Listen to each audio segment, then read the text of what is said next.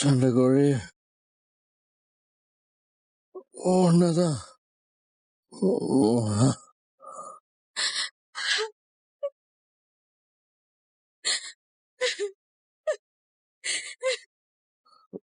சண்டைக்கோழி பரமா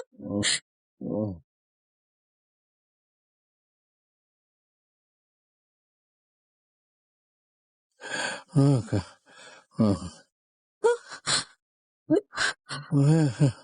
Okay.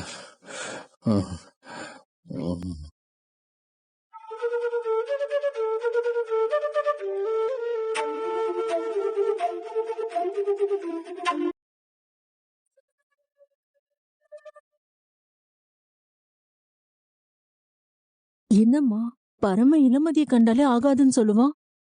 இப்போ என்னடானா பக்கத்துல கூப்பிட்டு வச்சு கொஞ்சிட்டு இருக்கான். ஒருவேளை பழசெல்லாம் மறந்துட்டானோ? பழைய கோவம் எதுவுமே இல்லாம இருக்காமா? அதாண்டி எனக்கும் ஒன்னும் புரியல. பரமா எப்படிடா இருக்கு? உனக்கு இப்ப பரவாயில்லையா? ரொம்ப வலிக்குதாடா?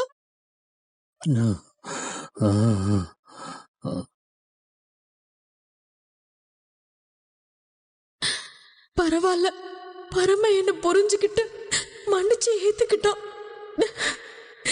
என் மேல அவனுக்கு காதல் இருக்கு.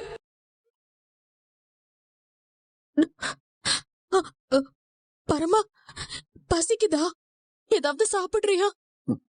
சாப்பாடெல்லாம் வேணாம் சண்டைக்கோழி. ஏதாவது குடிக்கணும் போல தாகமா இருக்கு. நான் வேணா போய் உனக்கு ஜூஸ் வாங்கிட்டு வரட்டுமா?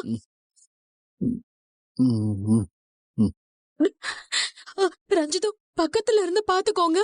நான் போய் பரமனுக்கு ஜூஸ் வாங்கிட்டு வந்துடுறேன்.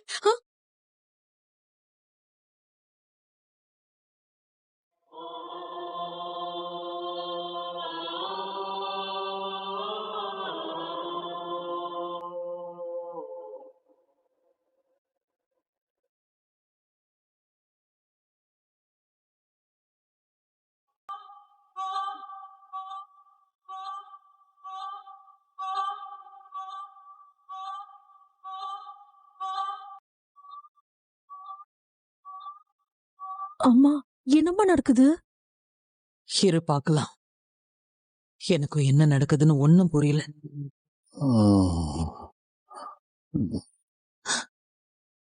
என்ன ரஞ்சுதான் இவன் இப்படி பண்றான்?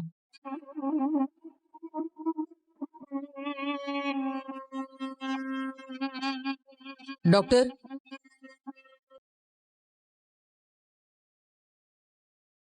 டாக்டர் சொல்லுங்கம்மா. பரம கண்ணு முழிச்சிட்டான். அதுல எந்த பிரச்சனையும் இல்ல. அப்புறம் வேற என்ன? இல்ல டாக்டர், இந்த ஆபரேஷன் பண்ணா பழசெல்லாம் மறந்து போயிடுமா? ஏன் கேக்குறேன்னா, தலையில அடிபட்டா வேணா ஒருவேளை பழசெல்லாம் மறந்து போயிடும்னு சொல்லுவாங்க. இவனுக்கு வயித்துல குத்துப்பட்டு தானே தையல் போட்டிருக்காங்க. ஆனா பழசெல்லாம் மறந்த மாதிரி வேற எப்படியோ நடந்துக்கிறான் டாக்டர். என்ன மூச்சுக்கு 300 தடவை அம்மா அம்மான்னு கூப்பிடுவான். இப்ப என்ன பார்த்து அப்படியே மூஞ்சிய திருப்பிக்கிறான். என்ன டாக்டர் சிரிக்கிறீங்க? அது ஒண்ணு இல்லைங்க. சர்ஜரி பண்ணும்போது காயம் பெருசா இருந்ததுனால அனஸ்தீசியா கொஞ்சம் அதிகமா கொடுத்துருக்கேன்னு சொன்னேன் இல்லைங்களா? அதுல இருந்து ரெக்கவரி ஆகிற வரைக்கும் கொஞ்சம் அப்படிதான் இருப்பாங்க. என்ன பண்றோங்கிறதே அவங்களுக்கு தெரியாது. கிட்டத்தட்ட போதையில இருக்கிற மாதிரின்னு வச்சுக்கோங்களேன். அவங்க எந்த நிலையிலயும் இல்லாம அவங்களுக்கு அப்போதைக்கு என்ன தோணுதோ அதை தான் செய்வாங்க. ஓஹோ, அப்படியா? ஆமா மேடம். இன்னும் 1 or 2 ஹவர்ஸ்ல ரெக்கவர் ஆயிட்டாருன்னா அவர் மறுபடியும் பழைய மாதிரி மாறிடுவாரு. இதுக்காக நீங்க ஒன்னும் பயப்படாதீங்க. தைரியமா இருங்க. சரிங்க டாக்டர். அப்பாடா. அம்மா நான் கூட பரம மொத்தமா மாறிட்டானோன்னு ரொம்ப பயந்துட்டம்மா. அது எப்படி மாறுவான்? அவன் ஏன் வளர்ப்பு.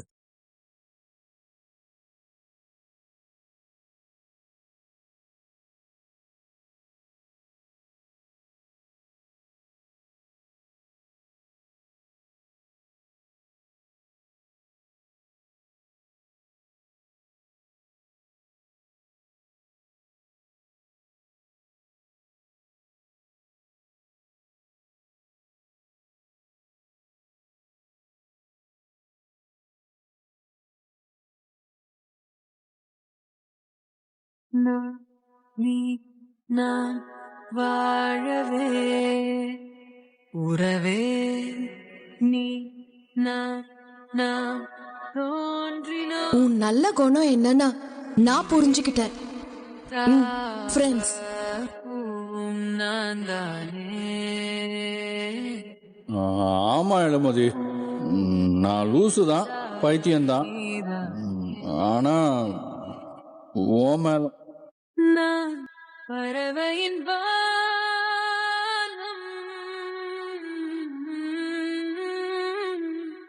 நீரே.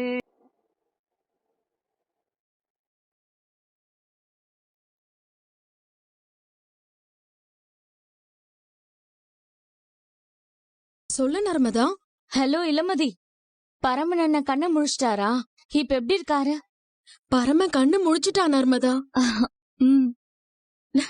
நீ சொன்ன மாதிரி என்னோட வேண்டுதல் வீண் போகல. பரம நல்லா இருக்கா. நல்லது இளமதி, இனிமே எந்த பிரச்சனையும் இல்ல. ஆமாண்டி, நான் உன்கிட்ட இன்னொரு விஷயமும் சொல்லணும். இன்னொன்னா? அது என்ன?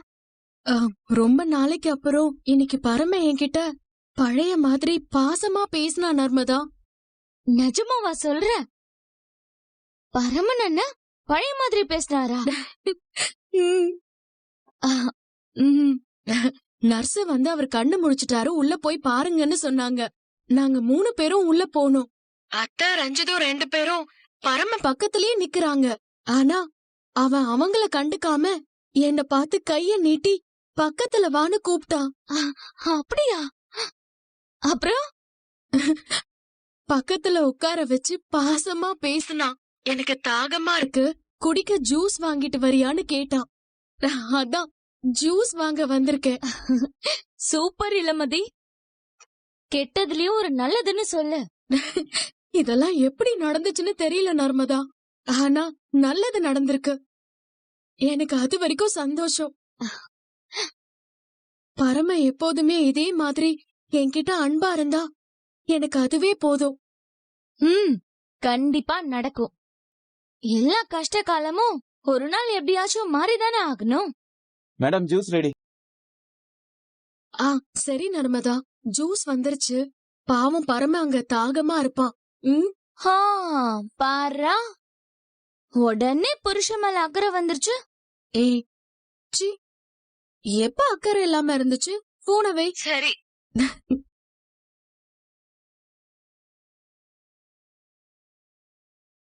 இந்தாங்க.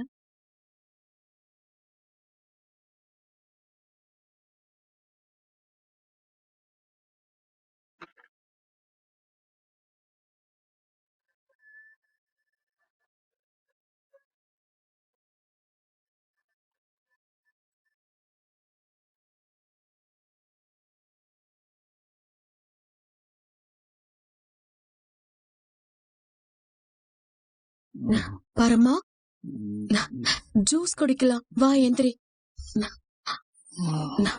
வா பாத்து.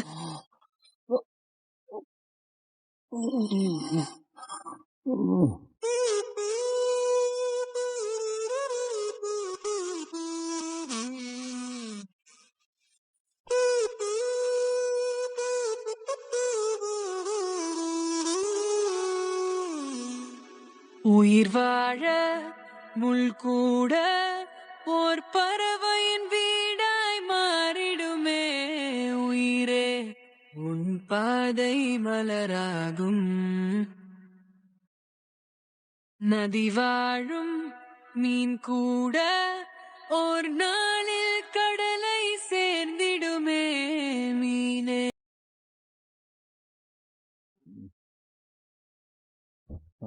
பரமன், இப்ப எப்படி இருக்கு? பரவாயில்ல டாக்டர், நல்லா இருக்கேன். ஆபரேஷன் பண்ண இடத்துல எதுவும் பெயின் இருக்கா? ஆமா டாக்டர், லைட்டா வலிக்குது. ரொம்ப வலி இருந்தாலோ அன்கம்ஃபர்டபுளா ஃபீல் பண்ணாலோ சிஸ்டர் கிட்ட சொல்லுங்க, நான் உடனே வந்து பாக்குறேன். சரிங்க doctor. Okay, take care. Okay.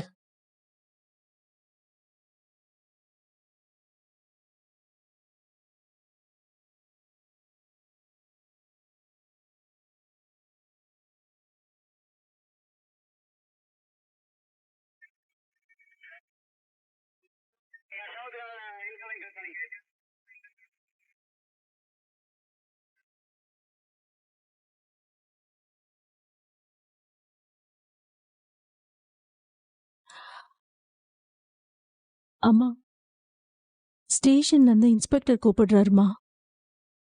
கொடு.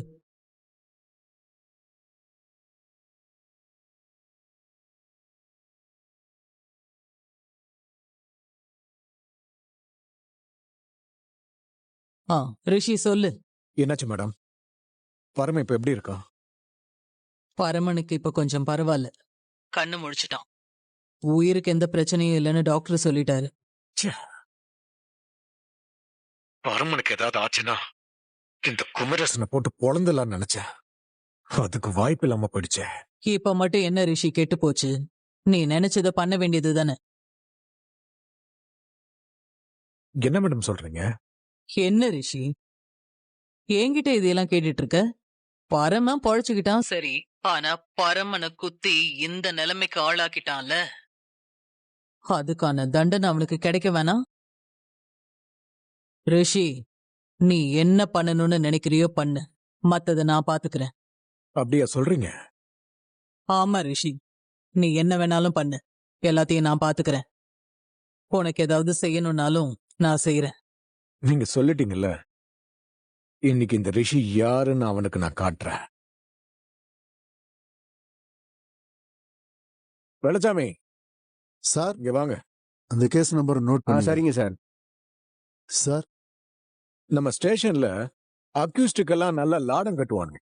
அவன் பேர் என்ன? கான்ஸ்டபிள் மாணிக்கம் சார். அவனுக்கு ஃபோன் பண்ணி அவன் எங்க இருந்தாலும் இங்க உடனே வர சொல்லு.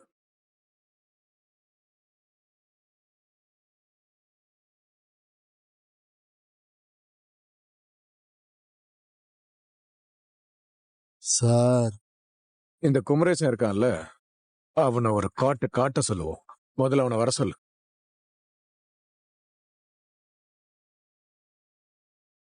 சார், ரொம்ப வயசானவர் சார். அது எனக்கு தெரியாதா? வர சொல்லுன்னு சொல்றேன்ல. சரிங்க சார். ஓ,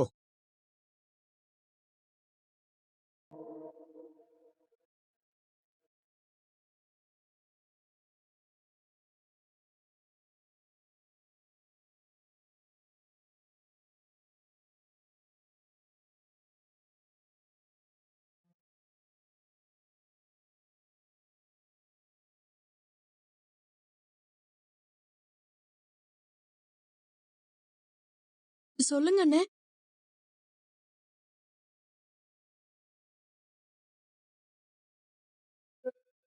இந்த குமரேசன் இருக்கான்ல, அவனை ஒரு காட்ட சொல்லுவோம். முதல்ல அவனை வர சொல்லு.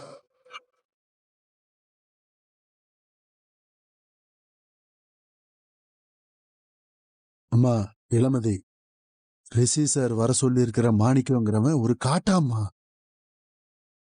அவன் பேரை சொன்னாலே ரெகுலர் அக்யூஸ்டுங்களே அலறுவாங்க. ரிஷி உங்க அப்பாவை லாடம் கேட்டு அவனை வர வைக்க சொல்றாரு. உங்க அப்பா இப்ப இருக்கிற நிலைமைக்கு அவன் கையில சிக்குனா என்ன ஆவாருன்னே தெரியாதுமா. பிளீஸ்மா, சீக்கிரமா வந்து அந்த பெரியவரை எப்படியாவது காப்பாத்துமா. தேங்க்ஸுங்க அண்ணே, நான் உடனே அங்க வரேன். சரிம்மா, சீக்கிரம் வா.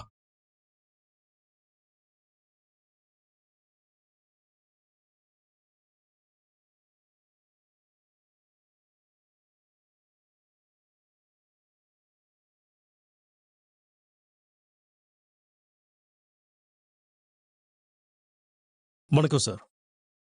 உனக்கான சரியான ஆளு மாட்டிருக்கான். ஆள் எங்க இருக்கான் சார்? லாக்அப்ல இருக்கான், போய் பாரு. சரிங்க சார். போ.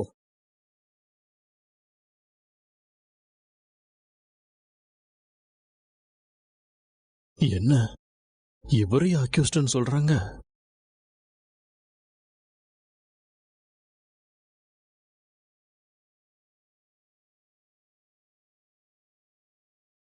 சார், லாக்அப்ல ஒரு பெரியவர் இருக்காரு. அந்த ஆள் தான் அக்யூஸ்டு. போய் வேலையை ஆரம்பி. சார், அவரை பார்க்கவே ரொம்ப பாவமா இருக்கு சார். கைய வச்சு ஏதாவது ஒன்று ஆயிட போகுது சார். அதெல்லாம் நான் பாத்துக்கிறேன். சார், அதான் நான் பாத்துக்கிறேன்னு சொல்றேன்ல. சரிங்க சார், நீங்க சொல்றீங்கன்னு போறேன். 2 தட்டு தட்டினாலே ஆள் காலி ஆயிடுவான் போல இருக்கு. ஓ. சரிங்க சார்.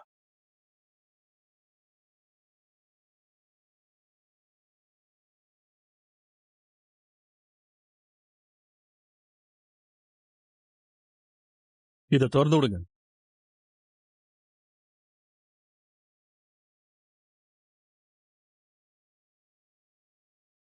மேடம், எங்க போறீங்க?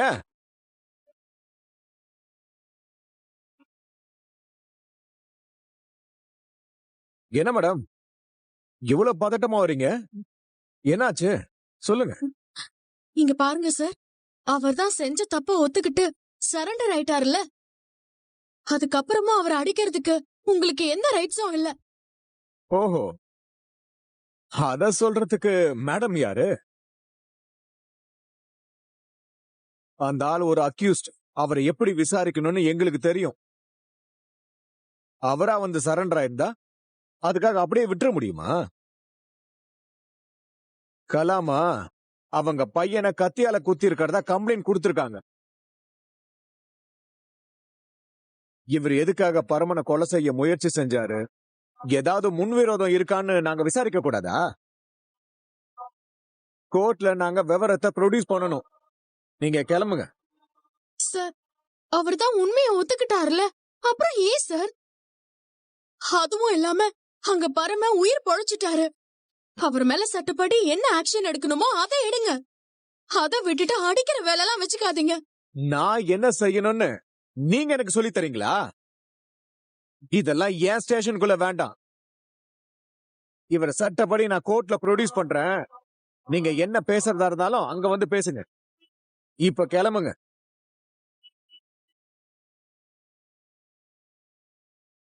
யோ, நீ என்ன பாத்துக்கிட்டு இருக்க? போய் உன் ட்ரீட்மெண்ட் ஆரம்பி. சரிங்க சார். கிளம்புங்க.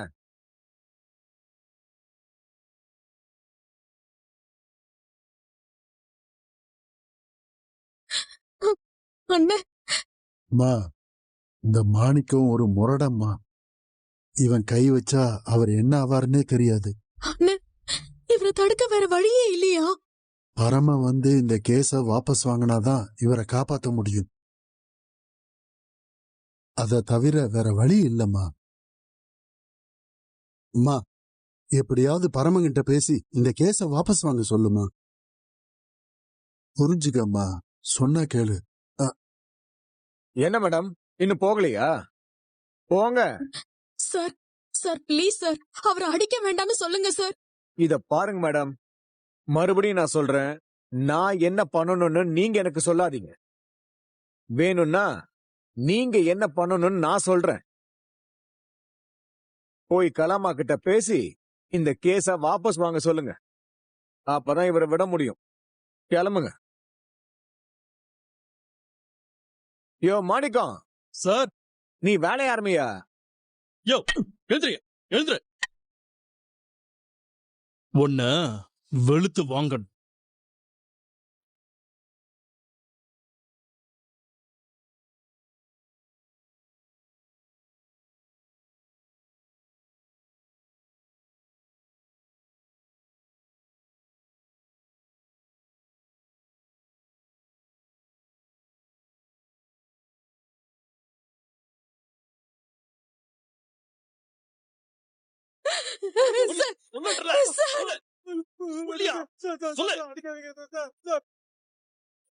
அடிக்காதீங்க